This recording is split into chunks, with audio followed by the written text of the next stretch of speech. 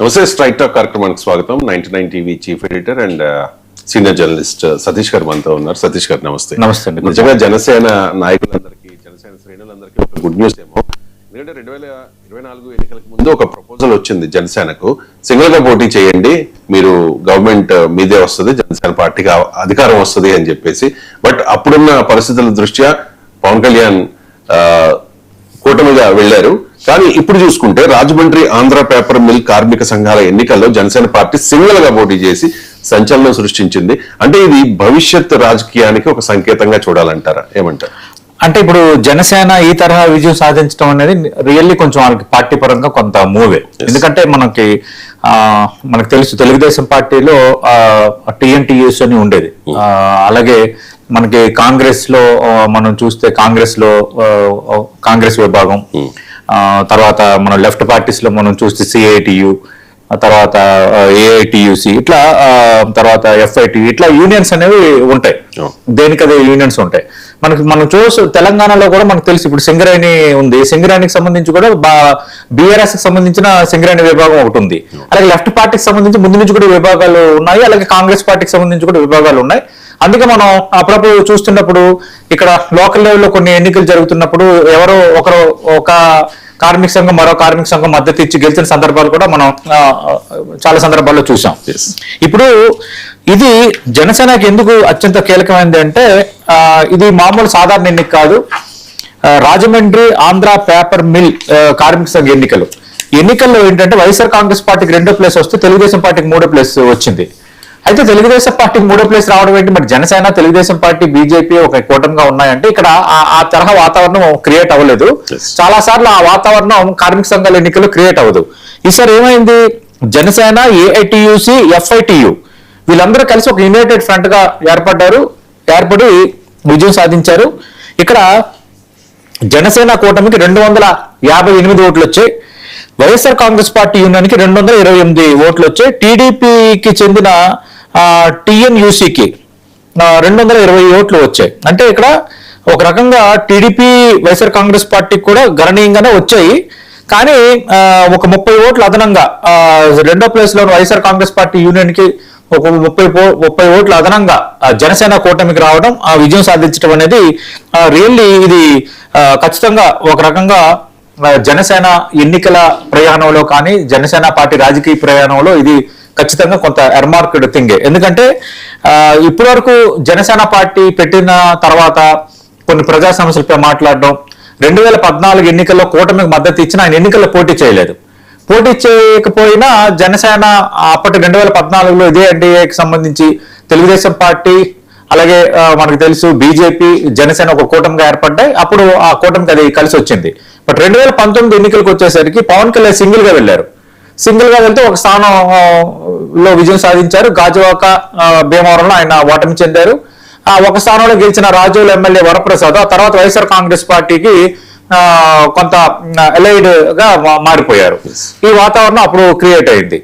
ఆ తర్వాత అడపాదడప స్థానిక సంస్థల ఎన్నికల్లో అక్కడక్కడ కొంత చిన్న మెరుపులు, అక్కడక్కడ గెలవటము, వార్డు మెంబర్లు, కొన్ని చోట్ల సర్పంచ్లు, అలాగే 1-2 జడ్పీటీసీలు ఇట్లా గెలవటం అనేది కొంచెం ఒక సాధారణ ప్రయాణంగా కొనసాగుతుంది. బట్ వేరే 2022 తర్వాత పవన్ కళ్యాణ్ కొంత పబ్లిక్ ఇష్యూస్ తీసుకోవటం. ఎందుకంటే మనకు తెలుసు అక్కడ అటు కార్మికులకు సంబంధించి భవన నిర్మాణ రంగ కార్మికులకు సంబంధించి విశాఖపట్నంలో ఒక భారీ కార్యక్రమం తీసుకున్నారు. ఆ తీసుకున్న కార్యక్రమానికి జనసేన పిలుపునిచ్చిన నేపథ్యంలో జనసేన అలాగే తెలుగుదేశం పార్టీ చాలా మంది పాల్గొనటం, పవన్ కళ్యాణ్ విశాఖపట్నం వెళ్ళటం, అక్కడ పోలీసులు అడ్డుకోవటం, అక్కడతో కొంత ఏంటంటే రాజకీయంగా కొంత ఇష్యూ పెద్దదైంది. తర్వాత స్టీల్ ప్లాంట్ సంబంధించి కార్మికుల హక్కులకు సంబంధించి ఆయన 2-3 కార్యక్రమాలకు హాజరయ్యారు. విశాఖ స్టీల్ ప్లాంట్ ప్రైవేటీకరణకు వ్యతిరేకంగా జరిగిన కార్యక్రమాలకు హాజరయ్యారు. ఆ తర్వాత నుంచి మనం చూస్తే 1 by 1 ఆయన పబ్లిక్ ఇష్యూస్ లో కొంచెం ఇన్వాల్వ్ అవడం అనేది స్టార్ట్ అయింది 2022 నుంచి. అలాగే తర్వాత ఆ 2.5 సంవత్సరాల్లో ఆయన చాలా ఆందోళన కార్యక్రమాల్లో పాల్గొన్నారు. ఈ ఇష్యూస్ అన్ని జరుగుతున్న క్రమంలో చంద్రబాబు నాయుడు అరెస్ట్ అవ్వడం 2023లో, అరెస్ట్ అయిన క్రమంలో అటు సెంట్రల్ జైలుకి వెళ్ళి చంద్రబాబు నాయుడు పరామర్శించి వచ్చిన తర్వాత మేము కూటమిగా వెళ్తామని ఒక ప్రకటన చేయటం, అలాగే ప్రచారంలో భాగంగా కొంత ఫెరోసియస్ గా మాట్లాడటం, ఇవన్నీ జనసేనని ఒక సీరియస్ రాజకీయ పార్టీగా నిలబెట్టాయి. అంతకుముందు ఓకే అన్నట్టుగా ఉంది. ఎందుకంటే ప్రజారాజ్యం పార్టీ పెట్టి చిరంజీవి విలీనం చేశారన్న ఆ ఒక్క చిన్న అపప్రద అనేది, వీళ్ళు కూడా నాన్ సీరియస్ పొలిటీషియన్, ఏదో అడౌట్ చేస్తాడు, ఇట్లా జుత్తు ఇట్లా అనుకుంటాడు, ఏదేదో మాట్లాడతాడు, ఇలాంటి ఒక రకమైన ప్రాపగండా అప్పుడు సిద్ధం అయిపోయింది. ఎప్పుడైతే పబ్లిక్ ఇష్యూస్ మీద పవన్ కళ్యాణ్ మాట్లాడుతున్నాడో, ఎప్పుడైతే పబ్లిక్ ఇష్యూస్ నేపథ్యంలో వాళ్ళకి అండగా ఏ ప్రాంతం కాబట్టి ఆ ప్రాంతంకి వెళ్ళి మాట్లాడుతున్నాడో, ఆ ఇష్యూని పెద్దదిగా చేసే క్రమంలో ఉంటున్నాడో, పబ్లిక్ ఒక మూవ్ వచ్చింది. ఈ మూవ్ వచ్చిన నేపథ్యంలో అటు టీడీపీతో కూటమి కట్టడం, టీడీపీ బీజేపీ కలవడానికి ఈయన ప్రధాన ప్రాతిపదిక కావటం, ఒక కూటమి ఏర్పడడానికి ప్రధాన ప్రాతిపదిక కావటం, వీటి నేపథ్యంలో 2024 ఎన్నికల్లో అటు ఆంధ్రప్రదేశ్ లో కూటమి అధికారంలో రావడానికి, ఎన్డీఏ కేంద్రంలో ఎన్డీఏ ప్రభుత్వం ఏర్పడడానికి, ఎందుకంటే ఇక్కడ ఎంపీల బలం అనేది అక్కడ చాలా కీలకంగా మారింది. ఎందుకంటే భారతీయ జనతా పార్టీ కేవలం 240 సీట్లు పరిమితమైన నేపథ్యంలో ఎన్డీఏ కూటమికి సంబంధించి ఖచ్చితంగా ఇక్కడ సీట్లు అనేవి, అలాగే జేడీయూ బీహార్లో ఈ సీట్లు కీలకమయ్యాయి ప్రభుత్వం ఏర్పాటు చేయడానికి. అందుకు అక్కడ కేంద్రంలో ప్రభుత్వం ఏర్పడటానికి, ఇక్కడ కూటమి అధికారంలో రావడానికి అత్యంత కీలకంగా వ్యవహరించారు పవన్ కళ్యాణ్. పార్లమెంట్ సెంట్రల్ హాల్లో తుఫాన్ అని ప్రధాని మోడీయే సంబోధించిన నేపథ్యంలో yes Pawan Kalyan he became a senior politician, is in contest, is in serious contest అనే ఒక మోడల్ అయితే క్రియేట్ అయిపోయింది. 21 స్థానాలు 100 స్ట్రైక్ రేట్ తో వచ్చాయి. అయితే ఆ తర్వాత జరుగుతున్న పరిణామాల క్రమంలో మొన్న ఒక రాజ్యసభ వాళ్ళకి వచ్చింది, అలాగే కొన్ని ఎమ్మెల్సీలు, కూటమిలో భాగంగా కొన్ని కార్పొరేషన్లు వచ్చాయి. త్వరలో లోకల్ బాడీ ఎలక్షన్స్ జరగబోతున్నాయి. ఈ ఎలక్షన్స్ జరగబోతున్న క్రమంలో జనసేన కొన్ని ఏర్పాట్లు చేసుకుంటుంది.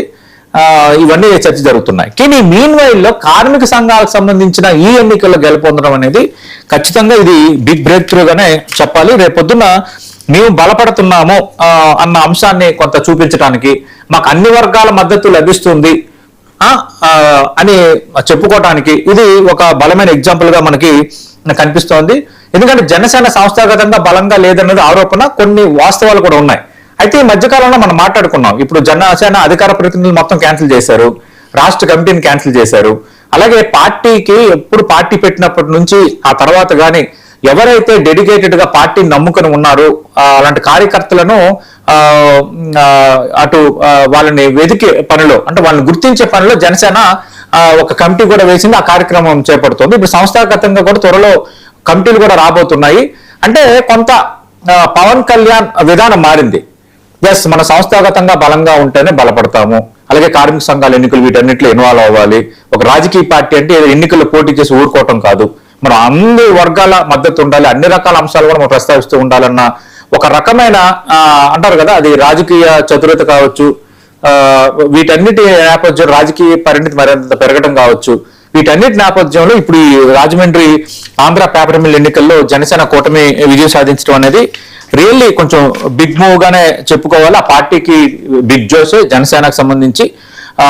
రెండోది ఇప్పుడు రాబోతున్న లోకల్ బాడీ ఎలక్షన్స్ లో కూడా కొంత అంటే కూటమిలో భాగంగా ప్రొపోర్షనేట్ గా కొన్ని సీట్లు రావచ్చు, కేటాయింపులు ఉండొచ్చు, కానీ మరికొంత అడగడానికి కూడా ఇది ఒక అవకాశం అయితే కనిపిస్తోంది.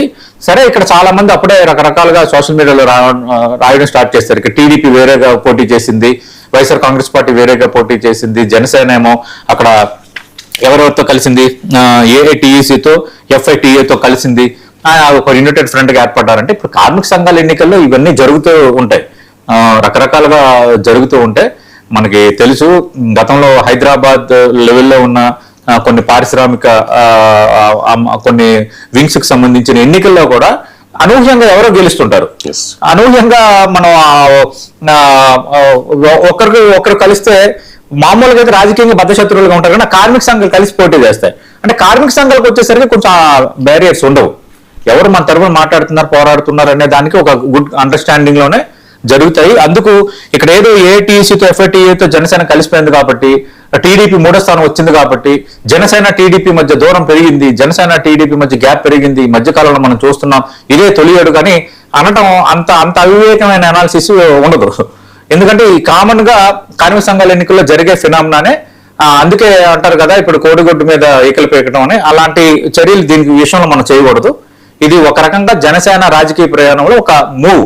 దీంతో ఏమైంది, రేపొద్దున చాలా కార్మిక సంఘాల ఎన్నికలకు సంబంధించి జనసేన ఇన్వాల్వ్ అవుద్ది. ఓడినా గెలిచిన ఇన్వాల్వ్ అవడం అనేది ఇంపార్టెంట్. అన్ని వర్గాల పట్ల మేము ఉన్నాము, అన్ని వర్గాలతో ఉన్నామన్న ఒక సిగ్నల్ ఇవ్వటం అనేది రియల్లీ కొంత పొలిటికల్ మూవింగ్ పరంగా, పొలిటికల్ మూవ్ పరంగా బిగ్ బ్రేక్ త్రూ. రైట్. ఇక తెలంగాణ పాలిటిక్స్ విషయానికి వస్తే ఈ ఫార్ములా ఈ కేసులో ఇవాళ